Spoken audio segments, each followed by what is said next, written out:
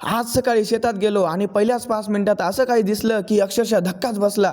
छोटंसं सापाचं पिल्लू आमच्या समोर आलं. पुढे काय झालं आणि त्यानंतर जंगलात काय काम केलं हे सगळं आजच्या व्हिडिओमध्ये पाहायला मिळणार आहे. त्यामुळे व्हिडिओ शेवटपर्यंत नक्की बघा.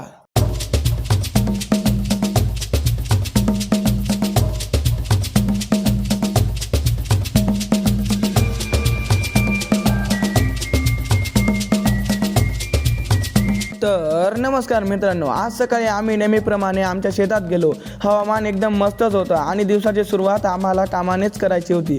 शेतात पोचलो आणि सुरुवातीलाच आमच्या नजरेत एक छोटंसं सापाचं पिल्लू पडलं. ते हळूहळू पुढे जात होतं. अशा वेळी खूप काळजी घ्यावी लागते, कारण जवळ मोठा सापही असू शकतं. आम्ही सुरक्षित अंतर ठेवून परिस्थिती हाताळली आणि नंतर आमचं काम सुरू केलं. तो प्रसंग संपल्यानंतर आम्ही पुढच्या कामासाठी जंगलाच्या बाजूला निघालो. आमचं मुख्य काम होतं लाकडाच्या काट्या आणि त्या ज्या बेचकांड्या होत्या त्या गोळा करणं. जंगलात गेल्यानंतर सगळीकडे हिरवी झाडं आणि शांत वातावरण, पक्षी वगैरे वगैरे करून चालू होतं. चला तर मग लागूया आपल्या कामाला.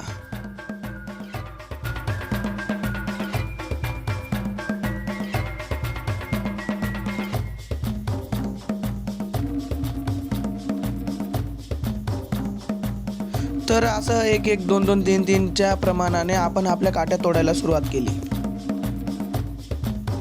आम्ही एक करून उपयोगी काट्या तोडल्या सुरुवात केली काट्या तोडायला. आणि काही जाड काट्या, काही बारीक काट्या, पण काम करताना मजा पण येत होती आणि थोडी थकवाही जाणत होती. असं काम करत करत अनपेक्षित प्रसंग समोर येतो, तर कधी मेहनतीचं समाधान मिळतं. मध्ये थोड्या गप्पा गोष्टी, मस्ती आणि भरपूर मेहनत झाली. शेवटी सगळ्या काट्या एकत्र केल्या आणि शेतासाठी लागणारं काम संपूर्ण केलं. खरंच सांगायचं तर गावाकडचं जीवन असंच असतं. रोज काही ना काही नवीन अनुभव मिळतो. तेही जाऊ द्या मित्रांनो, शेवटी गाडी म्हणजे आपल्या काट्या गाडीवरती ठेवून आपण घराकडे आणताना पप्पांकडनं ती गाडी डायरेक्ट पडून चालली होती. तर मग आपण ती काढली आणि आपल्या सगळ्या काट्या रचल्या.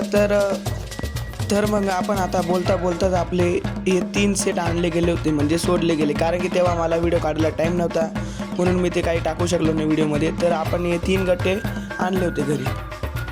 तर मित्रांनो, आजचा हा अनुभव तुम्हाला कसा वाटला ते कमेंटमध्ये नक्की सांगा. असा शेतातील आणि गावाकडचा भन्नाट व्हिडिओसाठी चॅनलला सबस्क्राईब करायला विसरू नका आणि व्हिडिओला लाईक करा आणि तुमच्या मित्रासोबत शेअर करायला विसरू नका.